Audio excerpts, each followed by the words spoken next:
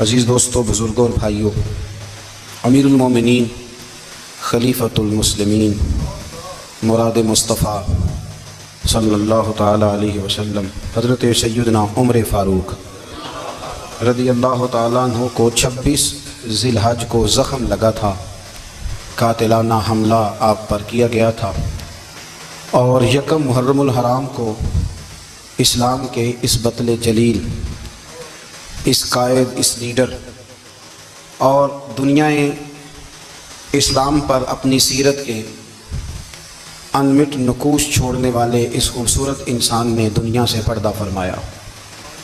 حضرت عمر فاروق رضی اللہ تعالیٰ عنہ ان لوگوں میں سے ہیں جو ابن الوقت نہیں ہوتے، ابو الوقت ہوتے، جو وقت کے مطابق نہیں بدلتے بلکہ وقت کو اپنے مطابق بدل دیا کرتے ہیں۔ یہ وہ لوگ تھے کہ دین ان کا اوڑھنا بچھونا تھا، ان کا چلنا پھرنا دین تھا، ان کا ہنسنا اور رونا دین تھا۔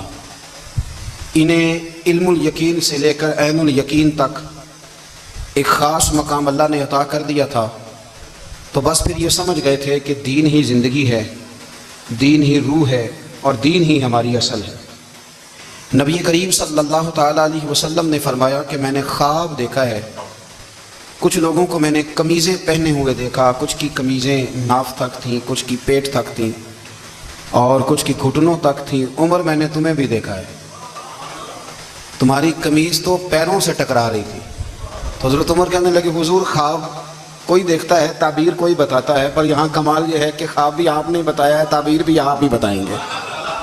حضور پھر بتا دیں اس خواب کی تعبیر کیا ہے؟ تو حضور نے فرمایا تعبیر یہ ہے کہ کسی کا دین ناف تک، کسی کا گھٹنوں تک، کسی کا پیٹ تک، اور عمر تو سارا ہی دین میں لپٹا ہوا ہے، تو سارا ہی دیندار ہے، سارا ہی۔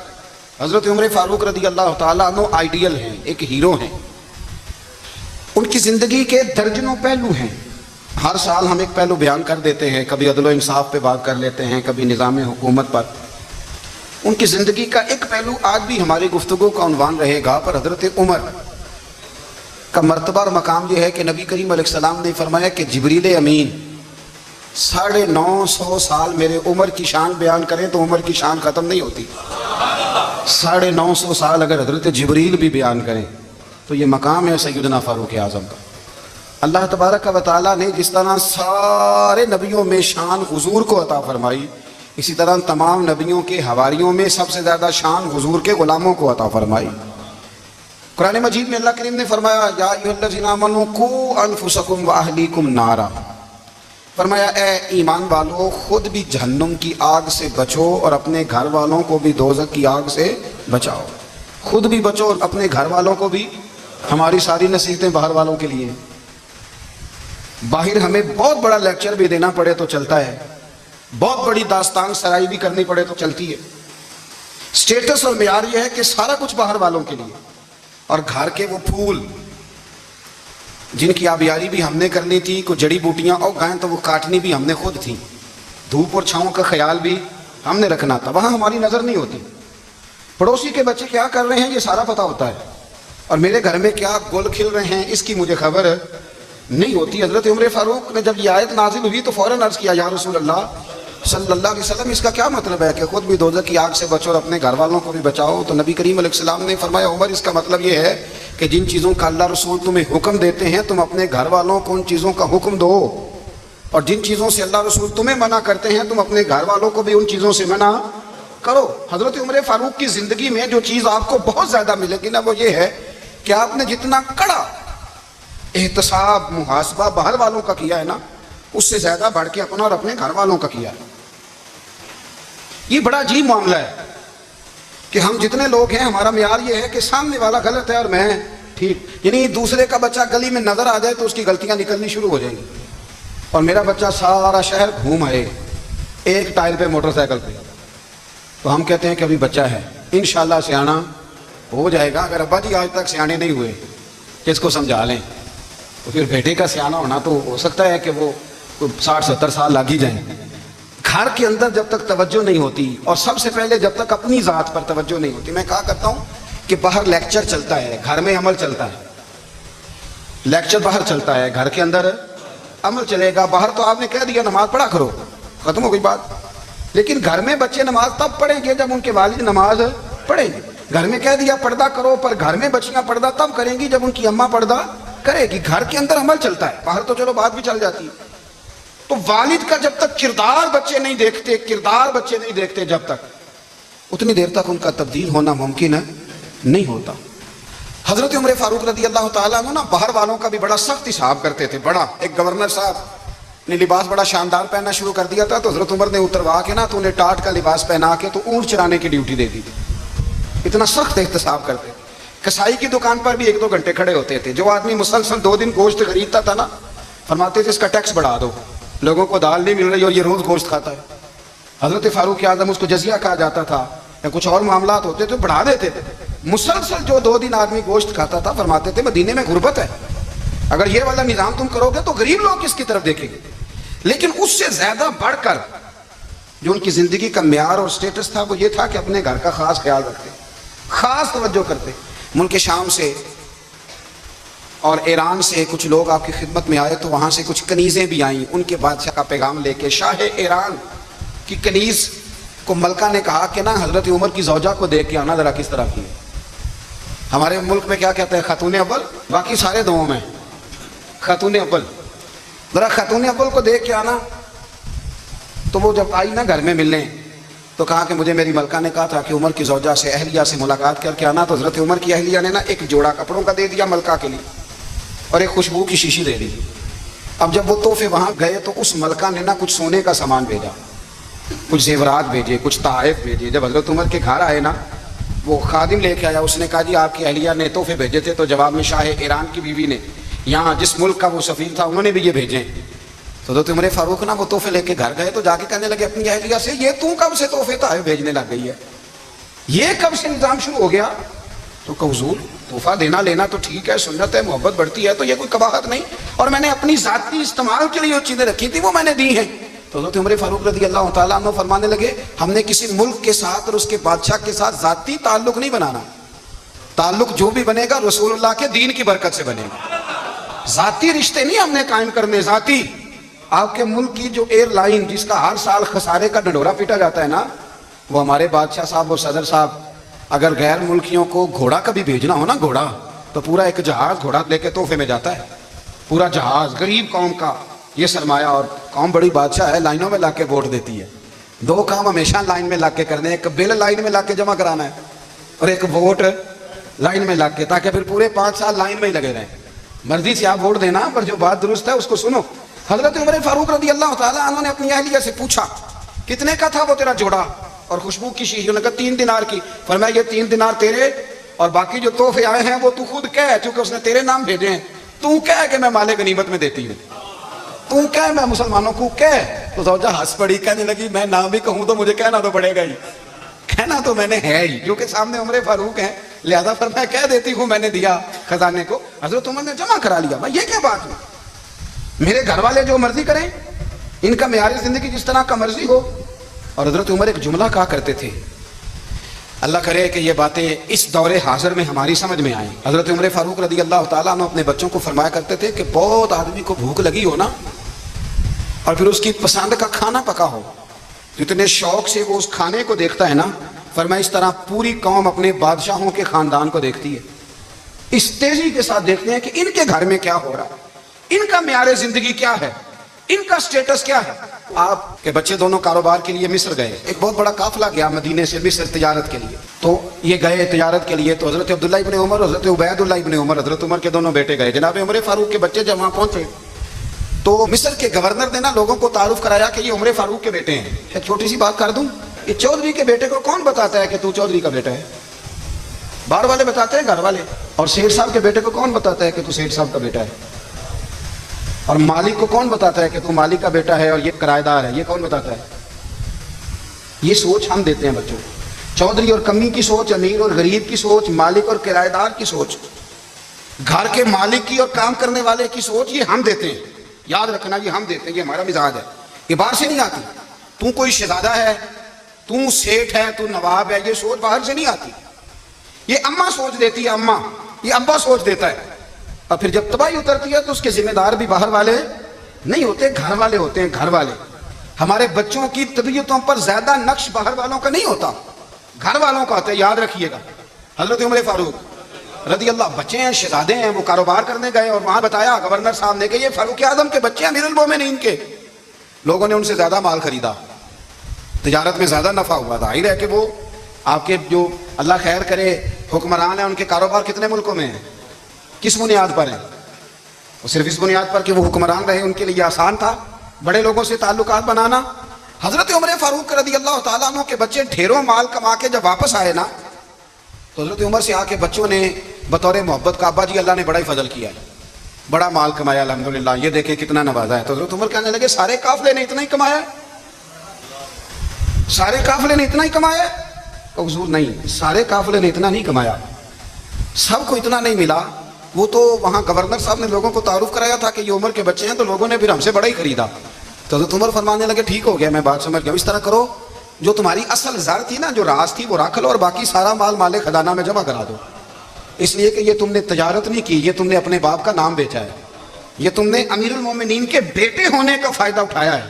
فرمایا یہ تمہارا نہیں حق، یہ مسلمانوں کا ہے، اس لیے کہ یہ مال تم نے محنت سے نہیں کمایا، یہ باپ کی کرسی کا فائدہ اٹھایا ہے۔ اور فرمایا اگر تم نے مال جمع نہ کرایا تو میں مال بھی لے لوں گا زبردستی اور کوڑے بھی ماروں گا، ڈبل سزا دوں گا، مرضی سے جمع کراؤ گے تو کوڑوں سے بچ جاؤ گے۔ بڑے بیٹے نے تو جمع کرا دیا، تو چھوٹا تھوڑا پریشان ہوا، تو حضرت عبداللہ ابن عمر چھوٹے بھائی کا ماتھا چوم کے کہنے لگے بیٹے چپ کر کے جمع کرا، یہاں بھی فخر کر کے ہم عمر کے بیٹے ہیں، اور قیامت میں بھی فخر کریں گے کہ ہم فاروق اعظم کے بیٹے ہیں۔ یہاں بھی ناز کریں گے اور وہاں بھی ناز کریں گے کہ عمر کے بچے ہیں۔ ہمارے باپ نے خود بھی حلال ہی کھایا ہے، اور جب ہماری کمانے کی باری آئی ہے تو ہمیں حکم بھی حلال کھانے کا دیا۔ بھائی ہمارا مزاج نہیں، بچہ جب لے کے آتا ہے 2 لاکھ روپیہ تو کبھی پوچھا کہاں سے آیا ہے؟ جب وہ پہلے دن غلط دوستوں کے پاس جا کے بیٹھتا ہے تو کبھی نکالا گھر سے اسے؟ یہ بہت سارے خمیازے ہمیں اس لیے بھگتنے پڑتے ہیں کہ ہم ابتدا میں سوراخ بند نہیں کرتے، جب اس میں شگاف پڑ جاتا ہے، سیلاب آتا ہے تو ہمیں ہوش آتی ہے۔ حضرت عمر نے اپنے گھر میں نگرانی رکھی، کڑی نگرانی، زیادہ نماز گھر میں پڑھتے تھے حضرت عمر، نفلی نمازیں زیادہ کیوں بلا؟ میرے اساتذہ مجھے حکم دیتے تھے کہ فرض نماز کے علاوہ نمازیں گھر میں پڑھنا، بچوں کو عادت پڑے گی، ذوق پیدا ہوگا، ان کو پتہ چلے گا کہ ہمارے گھر میں 5 وقت کوئی اور کام بھی ہوتا ہے۔ بھائی یاد رکھیں کہ آپ نے اگر سجدہ کرنا ہے تو بچہ لیٹ جائے گا، اسے پتہ کوئی نہیں سجدہ کیا ہے، لیکن جب گھر میں کبھی قرآن ابا جی کھول لینا، میں اکثر کہتا ہوں جب ابا جی کا موڈ بن جائے نا لیکچر دینے کا، وہ گھر میں شروع ہو جاتے ہیں، کہتے ہیں آپ لوگ نماز نہیں پڑھتے اس لیے میرے کاروبار میں برکت کوئی نہیں، تم اس میرے قرآن پاک نہیں کھولتے تو میں تباہ ہو گیا ہوں۔ تو میاں آپ نے کب گھر میں قرآن پاک کھولا تھا؟ آپ نے کب نماز پڑھی؟ آپ نے کب گھر کے اندر اللہ رسول کا ذکر کیا تھا؟ آپ نے کب حدیث چھیڑی؟ آپ نے بھی تو گھر کے اندر جب بھی آپ آئے ہیں تو آپ نے وہی کچھ کیا جو دنیا دار کرتے ہیں۔ آپ بھی تو اپنا موبائل لے کے الگ کونے میں بیٹھ گئے، آپ نے بھی تو کہا ہے کہ اب تمہارے چینل ختم، اب میری مرضی والا چلے گا۔ تو جو آپ نے کیا ہے بچے بھی وہی کام کریں گے۔ آپ نے بھی گپ شپ لگائی ہے تو وہ بھی لگا رہے ہیں۔ یہ سمجھ لیں جو کام آپ کریں گے آپ اپنے بچوں کی سیرت میں اس کا جلوہ دیکھ لیں گے۔ بڑی پکی سی بات ہے کہ آپ کو بچے کی عادتیں دیکھ کے سمجھ آ جائے گی کہ میں بھی یہی کرتا تھا اور یہ بھی۔ حضرت عمر فاروق رضی اللہ تعالیٰ عنہ وصال فرما گئے، تو آپ کی وصال کے بعد حضرت عثمان غنی رضی اللہ تعالیٰ عنہ نے آپ کی ایک بیوہ سے نکاح کیا، حضرت عمر کی ایک بیوہ سے۔ جب وہ آپ کے نکاح میں آئی تو کہنے لگی حضرت عثمان غنی سے کہ حضور نہ تو میں خوبصورت ہوں اور نہ میں جوان ہوں، نہ آپ کی کوئی خدمت کر سکتی ہوں، میرے ساتھ نکاح کرنا سمجھ میں نہیں آیا۔ کیا شاندار جواب دیا حضرت عثمان غنی نے، کیا خوبصورت جواب دیا۔ فرمانے لگے میں نے اس لیے نکاح نہیں کیا کہ مجھے تمہارے حسن سے دلچسپی تھی یا تمہاری خدمت کی ضرورت تھی، میں نے تو اس لیے نکاح کیا ہے کہ مجھے بتاؤ عمر فاروق گھر کے اندر اپنے رب کی عبادت کس طرح کرتے تھے، وہ قرآن پاک کس طرح پڑھتے تھے، وہ رویا کیسے کرتے تھے، استغفار کا طریقہ کیا، کس وقت کس انداز میں وہ اپنے رب کو یاد کرتے تھے۔ اس لیے کہ عمر کئی دفعہ گھر سے آتا تھا تو میں اس کے چہرے پر نور دیکھا کرتا تھا، میں روشنی دیکھتا تھا، ایک معیار دیکھتا تھا۔ نکاح اس لیے کیا ہے کہ مجھے عمر کی جو گھر کے اندر کی عبادت ہے اس سے آگاہ کرو، تاکہ عثمان غنی بھی چاہتے ہیں اس طرح کے عمل کرو جس طرح کے عمر فاروق کر کے گئے۔ بھائی جب تک ہم اپنے گھر میں وہ توجہ نہیں دیں گے، وہ مزاج دیکھیں نا، ہمارے گھروں میں جب نقشہ پاس ہوتا ہے تو ٹی وی لان بھی اس میں ہوتا ہے، ڈرائنگ روم بھی ہوتا ہے، نماز کی جگہ بھی ہوتی ہے نقشے میں۔ صحابہ جب گھر بناتے تھے تو ایک مسجد بیت کا نقشہ پاس کرتے تھے، ذہن میں رکھتے تھے کہ یہ کونا نماز کے لیے، وہاں جوتے لے کے کوئی نہیں جائے گا، وہاں نماز پڑھی جاتی تھی، عورتیں وہاں اعتکاف کرتی۔ ٹی وی لان تو آ گیا ہے اور گھر کے اندر ٹی وی رکھنے کے لیے تو ایک کمرہ الگ سے بنا دیا گیا ہے، اور اب جو نئے نقشے پاس ہو رہے ہیں اس کے اندر گھروں کے اندر جگہ بنائی گئی ہے جہاں کمپیوٹر رکھے جائیں، اور بچوں کے لیے وائرنگ ہوگی نیچے، تاکہ انہیں کوئی مشکل درپیش نہ ہو. یہ ساری چیز ہم نے نہانے کے لیے گھروں کے اندر اتنے اتنے بڑے واش روم بنائے ہیں کہ لگتا یہ ہے کہ سوائے نہانے کے اور کام ہی نہیں کوئی گھر میں ہوگا. ہر چیز آ گئی, پر اللہ کرے کوئی تفسیر بھی ٹیبل پہ پڑی نظر آئے, کوئی حدیث کی کتاب بھی ٹیبل پہ پڑی نظر آئے. اللہ کرے کہ جس طرح ابا لطیفہ سن کے آتا ہے تو جب تک سنا نہ لے اسے ہضم نہیں ہوتا. اللہ کرے کہ وہ جمعے میں بیان سن کے جائے تو اس کا بھی دل کرے میں اپنے بچوں کو سناؤں. وہ نبی پاک کی کوئی حدیث کہیں سے سنے تو گھر جا کے سنائے. جب تک یہ معیار نہیں بنتا, آپ کیسے توقع کرتے ہیں کہ گھر کے اندر اللہ کی رحمتیں نازل ہوں گی؟ آپ یہ کیسے توقع کرتے ہیں کہ گھر کے اندر وہ معیار اور وہ مزاج بنے گا؟ حضرت عمر فاروق نے ذاتی زندگی پر جو توجہ دی, گھر والوں کے معیار پر جو توجہ دی حضرت عمر فاروق رضی اللہ تعالیٰ عنہ نے, وہ بھی بڑی دیدنی ہے. حضرت ابو موسیٰ اشعری کو نا آپ نے وزیر خزانہ بنایا تھا, تو حضرت ابو موسیٰ اشعری کہتے ہیں کہ حضرت عمر کو شیخ خزانے میں رہنے تو دیتے نہیں تھے. تو ایک دن نا میں صفائی کر رہا تھا اس کمرے کی جس میں خزانہ رہتا تھا. ہمارے تو ملک میں جو جاتا ہے وہ صفائی کر کے ہی جاتا ہے, اللہ خیر کرے. اور خیر معیار بدلتا ہے. جو پچھلی حکومت ہوتی ہے وہ قرضہ اٹھاتی ہے, وہ باہر سے جاتی ہے تو قرضہ لے کے آتی ہے, اور جو نہیں آتی ہے وہ کہتی ہے ہمیں پیکج مل گیا ہے. وہ قرضہ نہیں اٹھاتے, ان کو کیا ملتا ہے؟ یعنی پچھلی نے قرضہ لیا تھا اور ہم نے, واہ جی واہ کیا خوبصورت انداز ہے, اس کا نام بدل کے نا انہوں نے قرضہ لیا تھا اور ہم نے, میں کہا بڑے شاندار سیانے بندے ہو گئی. حضرت سیدنا ابو موسیٰ اشعری کہتے ہیں کہ میں نے نا مال غنیمت کی صفائی کی تو 1 دینار مجھے نا کہیں پڑا ہوا مل گیا. تو فرماتے ہمیں اجازت ہوتی تھی کہ 1 دینار ہم اپنی مرضی سے کہیں خرچ کر سکتے تھے. اگر آپ ناراض نہ ہوں تو ہمارے ہاں جب چیئرمین صاحب ناظم صاحب ٹھیکے دیتے ہیں تو ٹھیکیدار ان کا چھوٹا بھائی ہوتا ہے, یا چچا کا بیٹا ہوتا ہے, یا خالہ کا بیٹا ہوتا ہے. وہ خود ناظم ہوتے ہیں اور ان کا چھوٹا بھائی ٹھیکیدار ہوتا ہے. یعنی وہ نا سارا کچھ گھر کے اندر ہی رہتا ہے. گھر کے اندر ایک پیسہ دیتا ہے, دوسرا واپس اس کو واپس کر دیتا ہے. گھر کے اندر ہی. اب تو خیر ہمارے لوگ سمجھدار ہو گئے, ایک بندہ ایک سیاسی جماعت میں ہوتا ہے, دوسرا دوسری میں, اور تیسرا جس کی بھی حکومت آئی حکومت تو ہماری رہے گی نا, ایک بندہ تو ہے نا اس جماعت. یہ اچھا لوگوں نے ایک طریقہ نکالا ہے. تو حضرت عمر کے بیٹا گزر رہا تھا تو حضرت ابو موسیٰ اشعری کہتے ہیں میں نے صفائی کی تو 1 دینار نکلا, تو میں نے وہ 1 دینار نا حضرت عمر کے بیٹے کو دے دیا. میں نے کہا لو بیٹا اپنے چچا کی طرف سے تحفہ. اور گھر جا کے انہوں نے حضرت عمر کو بتایا کہ چچا نے پیسے دیے ہیں, چھوٹے بچے تھے. حضرت عمر نے حضرت ابو موسیٰ اشعری کو بلا لیا اور بلا کے فرمانے لگے میں تو تمہیں اپنا دوست جانتا تھا اور تم نے میری اولاد کو ہی دنیا دار بنانا شروع کر دیا, میرے بچوں کو ہی تم نے دنیا دار پیسوں پہ لگانا شروع کر دیا. میں تو تمہیں یار سمجھتا تھا. فرمایا تمہیں چاہیے تھا میرے بیٹے کو نصیحت کرتے کہ بیٹا پیسوں سے رب راضی نہیں ہوتا, اس کی رضا والے کام کیے جائیں تو رب راضی ہوتا ہے. اور فرمایا تمہیں کوئی اور گھر نہیں ملا تھا تباہ کرنے کے لیے, میرا ہی گھر ملا تھا. اٹھاؤ اپنا دینار اور خبردار آج کے بعد میرے بچوں کے ساتھ یہ والی نیکی نہ کرنا. اور ہمارا کیا سٹیٹس ہے, دوستی ہے یہ اس سے جو تحفے زیادہ دے, جو بچوں کو خراب کرنے میں مدد زیادہ کرے اس کے ساتھ گرانا. حضرت عمر نے گھر پہ اور سب سے بڑھ کر اپنی ذات پہ توجہ کی. حضرت ابو مالک رضی اللہ تعالیٰ عنہ کہتے ہیں میں عمر کے پیچھے پیچھے ایک باغ میں گیا, اکثر اس باغ میں جایا کرتے, اور عمر جا کے نا تو درخت کے نیچے بیٹھ گئے اور فرمانے لگے امیر المومنین اللہ سے ڈر جا, ورنہ جس رب نے حکومت دی ہے وہ عذاب بھی بڑھا دے گا, ڈر جا رب سے. کبھی ساری زندگی حضرت عمر نے اپنا کوئی تعارف نہیں کرایا, کبھی نہیں. ایک بندے نے آپ کے سامنے تعریف کر دی آپ کی تو فرمانے لگے تو خود بھی ہلاک ہوا اور مجھے بھی ہلاک کر دیا, کیا ضرورت پڑی ہے میری تعریفیں کرنے کی, اتنی دیر میری تعریف میں لگائی. اللہ کا ذکر کرتا رب تجھے ثواب دیتا, حضور پہ درود پڑتا تو رب تیرے اوپر رحمتیں نازل کرتا. کس چکر میں ہے؟ آج جتنا اچھی کوئی خوشامد کرے اتنی اچھی وزارت ملتی ہے, جتنی اچھی اس کو جو ہے وہ چاپلوسی کرنی آیا درجہ بھی اسے اتنا ہی اچھا ملتا ہے. حضرت عمر فاروق رضی اللہ تعالیٰ عنہ آپ کے بیٹے کہتے ہیں, صاحب فتوح الشام نے لکھا ہے, آپ کے صاحبزادے کہتے ہیں میں نکلا تو میرے ابا جی نا اپنی پشت پر مشکیزہ رکھ کے کنویں سے پانی بھر کے آ رہے تھے. میں دوڑ کے آگے گیا, میں نے کہا ابا جی مجھے دے دے. فرمانے لگے بیٹا تیرا کیا خیال ہے, کوئی اور نہیں تھا مشکیزہ بھر کے لانے کے لیے, تیرا کیا خیال ہے؟ ابا جی بڑے لوگ تھے پر آپ کیوں اٹھا رہے ہیں؟ فرمانے لگے نفس نا ذرا میرا بڑا ہو گیا تھا, اسے ذرا ذلیل کر رہا ہوں, ذرا اپنا محاسبہ کر رہا ہوں. یہ مجھے کہہ رہا تھا تو بڑی چیز ہے, تو میں نا ابھی مشکیزہ گھر رکھ کے آؤں گا, پھر تیری ماں نے مجھے کہا ہے کہ گھر میں لکڑیاں کوئی نہیں جلانے کے, پھر میں جنگل سے لکڑیاں کاٹ کے لاؤں گا. امیر المومنین بن کے نا تو میرا نفس تھوڑا بڑا ہو گیا. اب یقین کریں ہمارا ہاضمہ خراب ہو جاتا ہے جب تک ہمارا تعارف صحیح نہ ہو, ہمارا تعارف ٹھیک نہ ہو. میں یہ ہوتا ہوں, میں وہ ہوتا ہوں, چھوڑ مٹی دہتے مٹی رہنا ہی, مٹی دہتے مٹی دہتے مٹی رہنا ہی. ایویں کادی بلے بلے اج مٹی دے اتے بندیا تے کل مٹی دے تھلے, مٹی دہتے مٹی رہنا ہی کادی بلے. مجھے پوچھ لو, مجھے جان لو, میرا نام لے لو, میں بھی آیا ہوں, میں بھی ہوتا ہوں, میرا بھی یہ تذکرہ ہے. جس کو اپنا تعارف کرانا پڑ گیا اس سے بھی زیادہ کمزور کوئی ہے.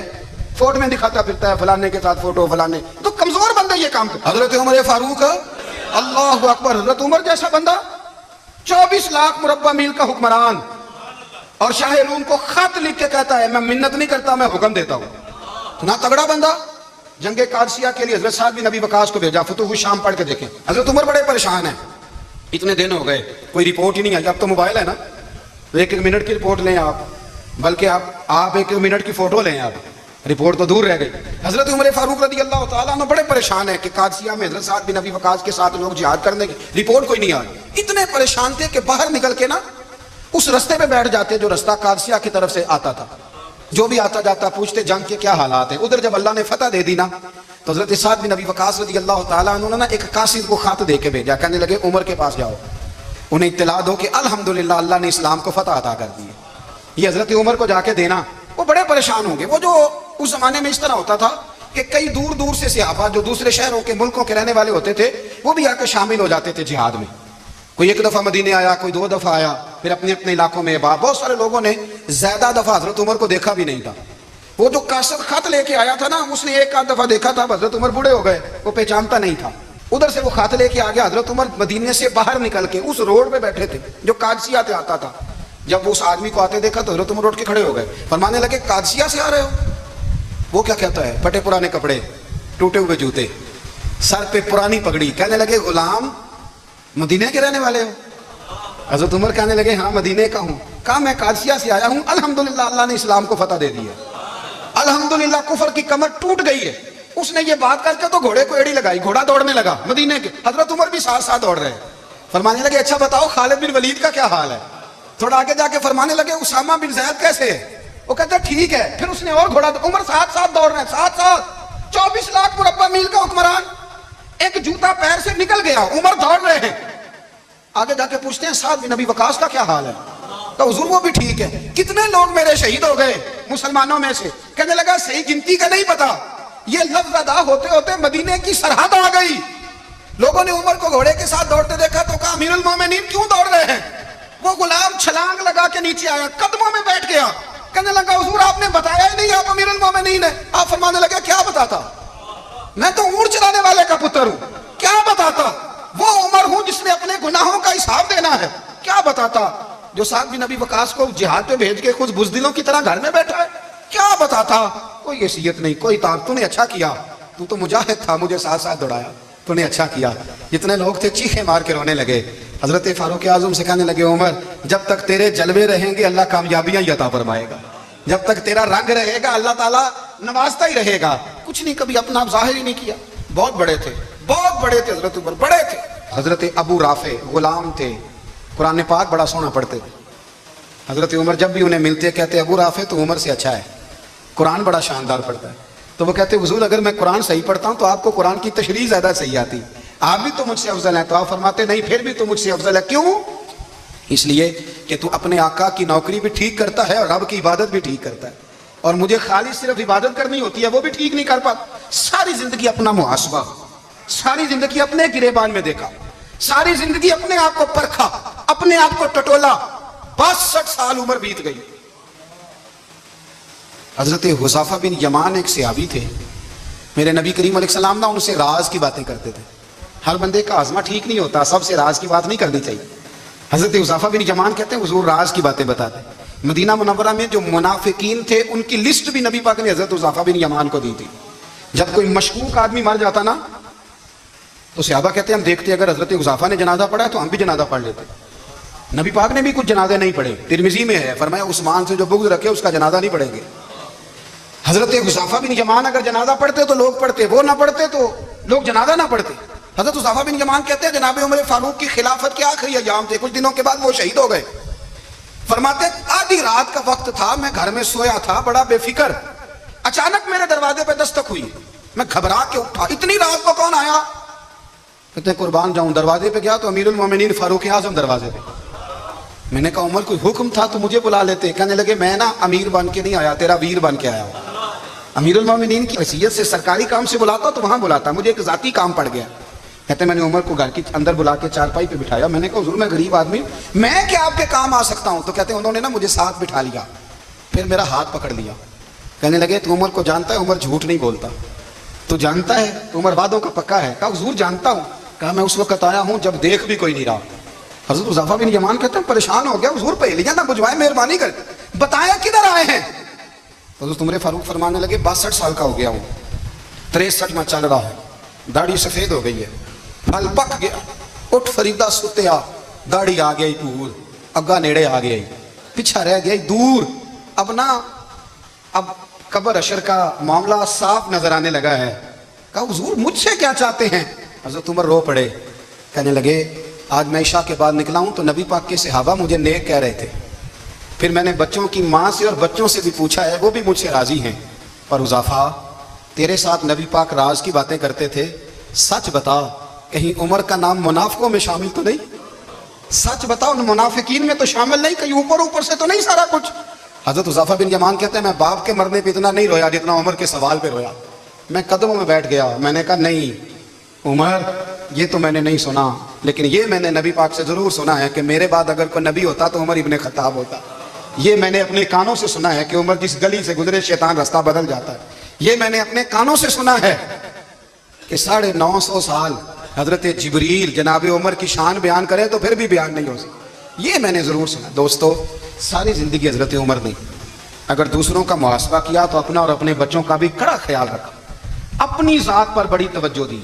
جو لوگ اپنا بھول جاتے ہیں نا, ہمیں اپنی صحت کا بڑا خیال ہے لیکن اپنی روحانی زندگی کا کوئی خیال نہیں ہے, قلبی زندگی کا کوئی تصور نہیں. آپ یقین کریں موٹا آدمی کمزور ہونے کے لیے جدوجہد کر رہا ہے, کمزور طاقتور ہونے کے لیے, لیکن جس کو کتنے دن بیت گئے اللہ رسول کی یاد میں رویا ہی نہیں, کتنے دن بیت گئے نہ سننے کو دل ہی نہیں چاہا, جسے مہینوں بیت گئے اور قرآن پاک کی طرف نظر ہی نہیں گئی, وہ فکر مند ہی نہیں.